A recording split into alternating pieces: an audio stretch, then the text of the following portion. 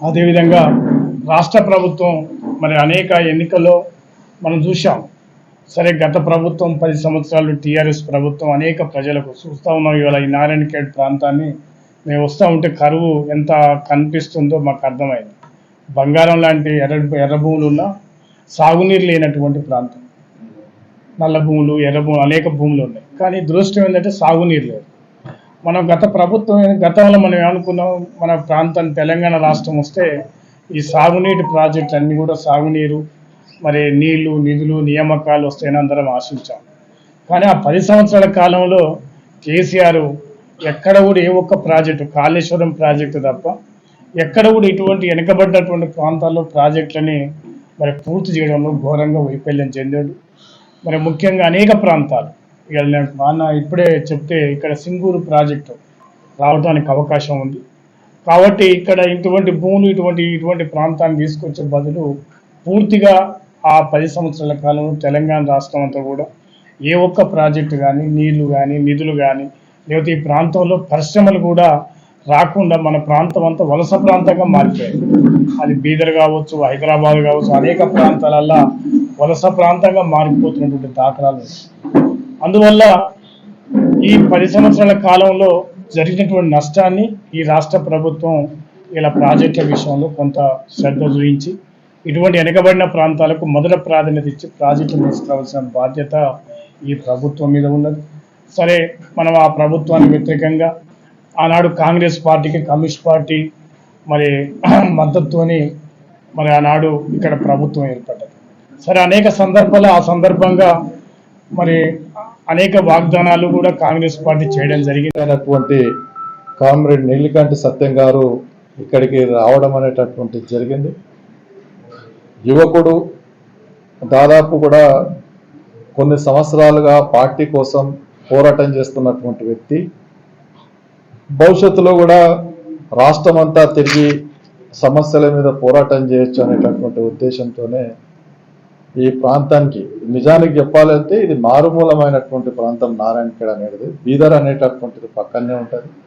ఇక్కడికి ఎన్ని వలసలు, ఒకప్పుడు మహబూబ్ నగర్ ఉండగానే నాకు తెలంగాణలో తెలిసి వలసలు అనేటటువంటివి ఎక్కువ పోయేటటువంటివి కూడా ఈ నారాయణఖేడ్ ప్రాంతంలో నుండి. ఇక్కడ జీవన ఉపాధి లేకపోవడం వల్లనే ఈ సమస్య వస్తుంది. కాబట్టి రేపు ఎమ్మెల్సీ గారు వచ్చారు కాబట్టి అక్కడ మాట్లాడడానికి కూడా అవకాశం ఉంటుంది. అంటే ఈ ప్రాంత ఎమ్మెల్యేతో పాటు అదనంగా ఈ నారాయణఖేడ్ ప్రాంతంలో పారిశ్రామిక సంబంధించినటువంటి యూత్కి జీవనోపాధి కల్పించేటట్టుగా, ఇక్కడ వాటర్ సమస్య కూడా చాలా సంవత్సరాల సందిగా ఎక్కువ ఉంది. దానిపైన కూడా కొత్తగా వచ్చినటువంటి యువతరాన్ని కలుపుకొని భవిష్యత్తులో ఈ ప్రాంత సమస్యల పరిష్కారానికి, ఈ సంగారెడ్డిలో కూడా పార్టీ బలోపేతానికి సాయశక్తుల రాష్ట్ర పార్టీ పూర్తిగా సహాయ సహకారాలు అందిస్తుంది. కాబట్టి ఇక్కడ కొత్తగా ఎలక్ట్ అయినటువంటి ఎమ్మెల్సీ గారిని కూడా తీసుకొని రావడం అనేటటువంటి జరిగింది. ఇప్పుడు అతను మాట్లాడాల్సిందిగా కోరుతున్నారు. తిరిగి ఎస్సీకి, ఎస్టీలకి అందే విధంగా మహాసభ చేసిన తర్వాత ఖచ్చితంగా ఇక్కడే ఉండి వీడికెళ్ళి పోరాటం స్టార్ట్ చేస్తాం. మాకు నమ్మకం ఉంది కాంగ్రెస్ గవర్నమెంట్ మీద. రేవంత్ రెడ్డి గారు ఏం చెప్పారు అది ఫాలో చేస్తారనుకుంటున్నాం. లేని పక్షంలో ఖచ్చితంగా ఏప్రిల్ 3 తర్వాత మళ్ళా మేము కౌన్సిల్ ఇక్కడనే ఏర్పాటు చేసుకొని ఇక్కడి నుంచే మనం పోరాటం షురూ చేస్తాం. అదేవిధంగా జూలైల 27కి జిల్లా మహాసభ ఏఐటీసీ కార్మిక సంఘం మొత్తం కలిసి ఇక్కడి నుంచే ప్రారంభం చేస్తాం. ఎందుకంటే మిత్రులారా మనకు తెలుసు నారాయణఖేడ్ ప్రాంతం జైరాబాద్ అభివృద్ధి చెందింది, సంగారెడ్డి చెందింది. వీడికెళ్ళి చూస్తే జోగిపేట్ కొద్దిగా బాగుంటుంది, పట్టణచోట చెప్పే అక్కర్లేదు. కానీ జైరాబాద్ తర్వాత నారాయణఖేడ్ పక్కకు ఉంటుంది. జైరాబాద్ లో ప్రతి పరిశ్రమ ఉంటుంది. అక్కడ వాల్యుబుల్ భూమిని తీసుకొని పరిశ్రమ పెడతారు. ఇక్కడ గవర్నమెంట్ భూమి ఉంది, వేలాది ఎకరాలకు గవర్నమెంట్ భూమి ఉంది, కానీ ఇక్కడ పరిశ్రమ ఎందుకు పెట్టారు?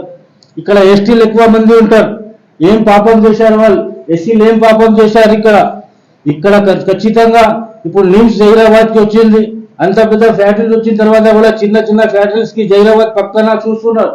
ఆ కంపెనీస్ ఇక్కడ నారాయణఖేడ్కి రావాలని మా సిపిఐ తరఫు నుంచి డిమాండ్ చేస్తున్నాం. ఇదే మహాసభ, ఈ కాస్కర్ మహాసభ పెట్టేది కారణం ఇక్కడ నారాయణఖేడ్ ప్రాంతంకి ముంగట్ జహీరాబాద్ తో పాటు ఇప్పుడు హైవే రోడ్ పడుతుంది, మంచి ప్రాయం. ఎందుకంటే ఇప్పుడు నిమ్స్ కి దగ్గర ఎంత 70 కిలోమీటర్ కూడా కాదు, నిమ్స్ కి చూస్తే ఇక్కడికి వెళ్ళి 45 కిలోమీటర్ అవుతుంది. కాబట్టి నారాయణఖేడ్ ప్రాంతంలో కూడా పరిశ్రమలు రావాలని మేము మహాసభ పెడుతున్నాం. మా ఈ డివిజన్ ప్రాంతంకి మళ్ళా ఒకసారి నేను మనవి చేసి చెప్తున్నా, కడపకి సిపిఐ అని మా వాళ్ళు మీ దగ్గర ఇస్తారు, వాళ్ళకి ఆదరించి మహాసభ విజయవంతం నారాయణఖేడ్ డివిజన్ వాళ్ళు చేయాలి, జిల్లా వ్యాప్తంగా మహాసభకి విజయవంతం చేయాలని కోరుకుంటూ మళ్ళా ఒకసారి మా ఎమ్మెల్సీ గారికి